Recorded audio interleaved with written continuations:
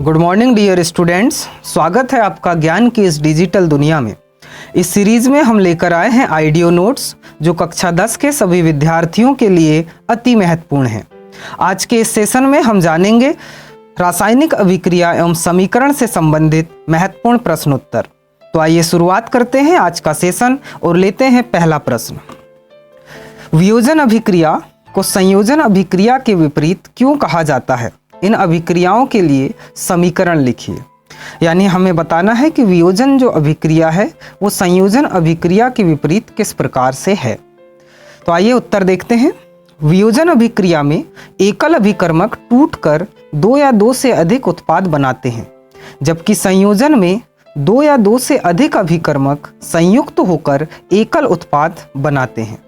समीकरण है वियोजन अभिक्रिया का CaCO3 जो कि एकल उत्पाद है, ये ऊष्मा ग्रहण करके CaO प्लस CO2 दो अभिकारकों में टूट गया।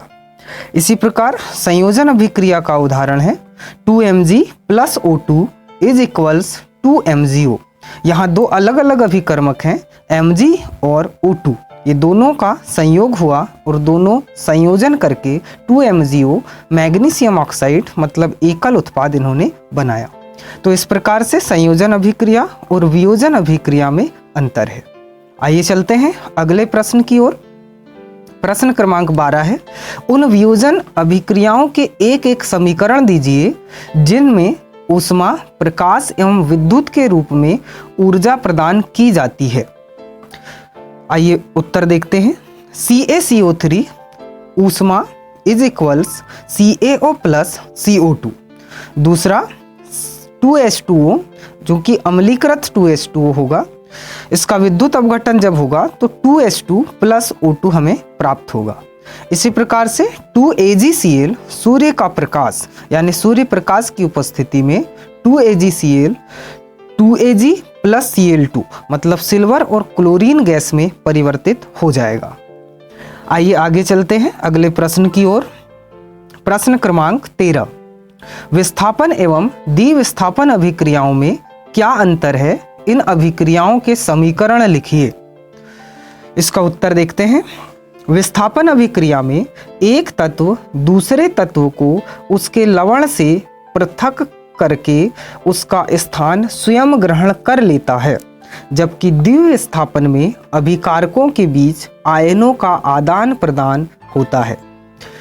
समीकरण देखते हैं विस्थापन अभिक्रिया का। Fe plus CuSO4 copper sulphate का जब अभिक्रिया Fe से होगी तब FeSO4 प्लस Cu बनेगा।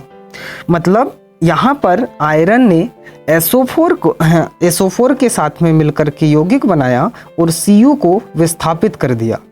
इसी प्रकार द्विविस्थापन अभिक्रिया का समीकरण है Na2SO4 plus BaCl2 is equals 2NaCl plus BaSO4। यहाँ पर आयनों का आदान प्रदान हो रहा है। Na2SO4 था, ये हो गया NaCl मतलब Cl जो आयन है वो Na के साथ में और SO4 आयन जो है Ba के साथ में मिल करके BaSO4 बनाया। आइए चलते हैं अगले प्रश्न की ओर। प्रश्न क्रमांक 14, सिल्वर के शोधन में सिल्वर नाइट्रेट के विलयन से सिल्वर प्राप्त करने के लिए कॉपर धातु द्वारा विस्थापन किया जाता है। इस प्रक्रिया के लिए अभिक्रिया लिखिए। मतलब हमें समीकरण लिखना है कि सिल्वर नाइट्रेट के विलयन से सिल्वर प्राप्त करने के लिए जो कॉपर धातु का विस्थापन होगा किस प्रकार से होगा। तो हम देखेंगे सिल्वर नाइट्रेट 2AgNO3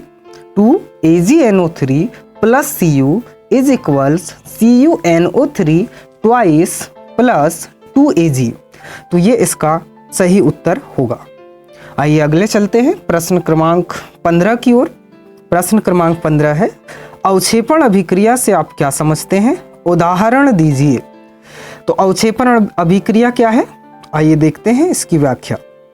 अवक्षेपण जब दो अभिकारक या क्रियाकारक विलयन आपस में अभिक्रिया करके एक अविलेय ठोस उत्पाद बनाते हैं तो उस विलयन में उस ठोस के कण अवक्षेपित हो जाते हैं। इस क्रिया को अवक्षेपण कहते हैं। उदाहरण AgNO3 plus NaCl is equals AgCl plus NaNO3। यहाँ पर AgCl जो होगा ये एक ठोस उत्पाद होगा जिसका कि अवक्षेप बनेगा। तो इस प्रकार से हमने देखा आज की इस सेशन में 5 प्रश्न। मेरे प्यारे विद्यार्थियों, ये आज के प्रश्नोत्तर थे और अब बारी है आज के सवाल की। आपको कमेंट करके बताना है विस्थापन अभिक्रिया किसे कहते हैं। हम फिर मिलेंगे अगले प्रश्नोत्तर के साथ। तब तक के लिए कीप लर्निंग एंड शेयरिंग। जय हिंद।